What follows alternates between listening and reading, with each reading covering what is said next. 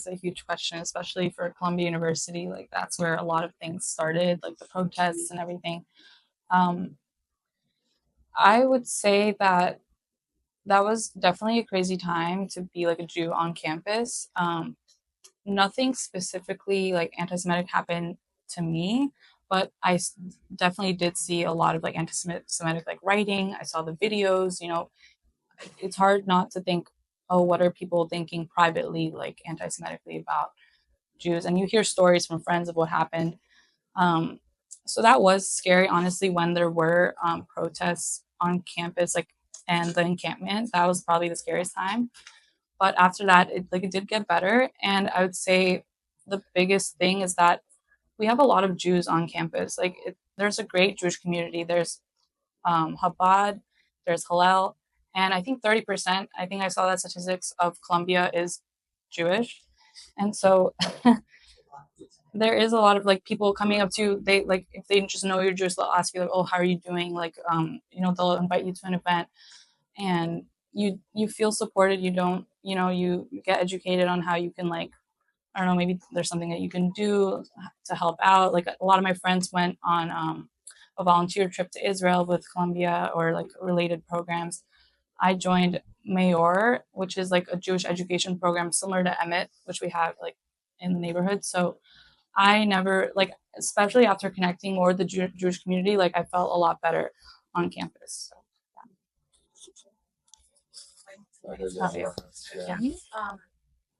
So what was your major? Did you write an application what you want to major in, and when did you start doing this? Oh yeah. When did you start making your portfolio? Oh yeah. So I went to a really good art school. I was lucky to go on the weekends to this place called Bridgeview Art School. And there And you started that when? I started that when I was 7 years old, I think. Yeah. Um, and the teacher there, he's really good. He helped me get into LaGuardia as well to make a portfolio. And I think that's when I started to like think about these things, like, oh, that I should make a portfolio. What did I major in though? So even in middle school, I had like middle school and high school, I was like thinking, oh, maybe medicine. And I started shadowing and eventually decided on biology because I really liked learning biology. And so I think when I transferred, I'm not 100% sure if I put biology though. I think I said biology and human rights because at Brooklyn College, I wanted to do like a minor in medical ethics. And then Barnard didn't have that, so I put human rights. And I think I also put biology though. But the thing about Barnard is that they don't really like biology students or pre-med. It's not really a school for pre-meds, to be honest. It's more of a school for like the humanities and arts. Um, but that's something that I valued as well. So I really wanted to go there. But yeah, that is a good point about the pre-med thing. I don't know, like for pre-meds, I don't know if Ivy League is 100% worth it. Like that's another talk we can get into. Because especially for pre-med, it's not about where you go, it's about like what you do. And you can really succeed in any school and find opportunities. So any more questions? Yeah. Oh, oh yeah. What's like discuss like the tuition part and how like everybody's financing it? Yeah. Not financing, but how is everybody like dealing with the tuition part? Yeah. The tuition is a crazy amount. Like I How much think is it now? for Columbia it's 80, 90K a year. For Barnard it was like maybe 10K lower. I personally like the biggest difference is like the people and like the support you get, but like coming from CUNY and Ivy League, if I had to pay that amount of money, I don't think it's just not worth it. Personally, I don't think it's worth it. But I do think it's worth it if you can somehow get it for free or if it's like affordable to you, obviously. But if you can somehow get it for free, I was lucky because my mother, she worked at Columbia University, like the medical center. So thanks to her, I wouldn't have went if it wasn't for that. But I would say try your best, obviously, to get like like a academic scholarship. But those can obviously be also very hard to get. Um, but also there is financial aid for, I think, for households that have less than 150K, and some other financial aid, maybe partial as well. If you can get a good deal, then it's worth it. But if not, I don't know. So where are you going? What did you get into? I applied actually like a few weeks ago, so I'm still waiting. It takes a whole year, and yeah, we'll see. We'll see. Albert Einstein would be nice because that would be free, but well, yeah, we'll see. Oh yeah, during my gap year, I'll be doing clinical research at Mount Sinai, and also volunteering nearby. There's like a place to volunteer where actually I'm going to be combining my art with medicine. It's nice. It has like Huntington's patients where I can make like storybooks for them about their lives, and like, make drawings, and like also make art, of like art events with the people there. So yeah. For me, I didn't do undergrad in Columbia. I did grad school.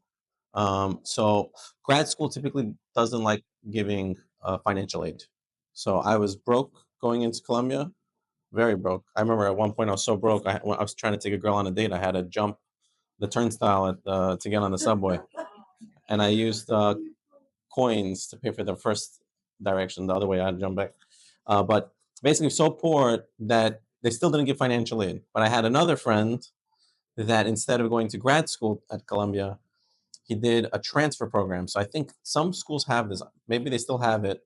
Queens College had a 3-2 program where you do 3 years at Queens College, and there's a lot of CUNYs and other state schools that then you transfer into a Columbia University. I don't know. This is 10 years ago, 12 years ago, and you get a bachelor's from both. So you get 3 years, let's say, math major at Queens College, and then 2 years in computer engineering at Columbia. You get a bachelor's in math and a bachelor's in computer engineering. My friend did that, Egyptian friend. He he was also broke. But since he was undergrad, Columbia fully funded his education. He went for free, and they paid for his dorms. So he slept there for free. He had Columbia University education for 2 years for free. He got the diploma for free. And on top of that, he made friends with so many smart people, and they came up with a workout system. You know how Peloton, you have like a screen? They did a screen for weightlifting, and he ended up getting about $400 million in investments in his second round. So that's what I'm saying. There's certain calibers of people. When you're in Ivy, it's just a different level. Undergrad, if you can have the opportunity, I think undergrad is much more prestigious than grad school. No offense to Ben. I agree. So like them, undergrad Columbia and Barnard or Harvard is unbelievable, right? Sure. Grad school's, I'd say, slightly easier to get into, but to get in undergrad, it's much more prestigious and it's cheaper if your parents don't make so much. And I know most Bukharians, Budeh, don't make much, right? So both. Well, the thing is, most Bukharians are afraid, especially parents of daughters. They're afraid of sending their daughters away. How can they live in a different borough from Queens? Nida Boch, she goes to Manhattan. Nida Boch, she goes to Brooklyn. I'm not gonna have control over her. Okay, it's time to move on. All right, your daughter could be a rocket scientist. She could change the world. Instead, she's becoming, no offense, a dentist. All right, so I'll let here talk about anti-Semitism and financing for you. Yeah, I mean, in terms of anti-Semitism, I'll just echo what Rachel said. Make connections with like the Jewish organizations on campus, and don't make that like don't make that the center of your fears or anything like that. I know the news shows a lot, but if you just find the right people to hang out with in the Jewish organizations, maybe the right adults as well, there's nothing to worry about. Now, in terms of finances, one thing I'll mention that I mean, I guess one thing I would have changed in how I was thinking about applying to colleges, especially right now if you're in high school and applying, don't let the sort of the on the website cost of the college scare you from applying. Okay, don't let that happen because step one is getting in. Step two is having to pay for it, right? So don't let that fear you. Um, I mean, for me, I wanted to apply early to colleges. Like you can, I don't know if you already in the process, but you can apply early decision, And the way it works typically is that if you get in, you're sort of locked into that school. There are some exceptions to that. So I was like, I told myself I'm not going to do that because I was scared if I get into one of those schools, I won't get in. So I ended up just going with regular. But I I'll say once again, don't look at the price too deeply because obviously, like, it's gonna discourage you from applying. So if you're to a dream school, the school you're interested in, go ahead, apply.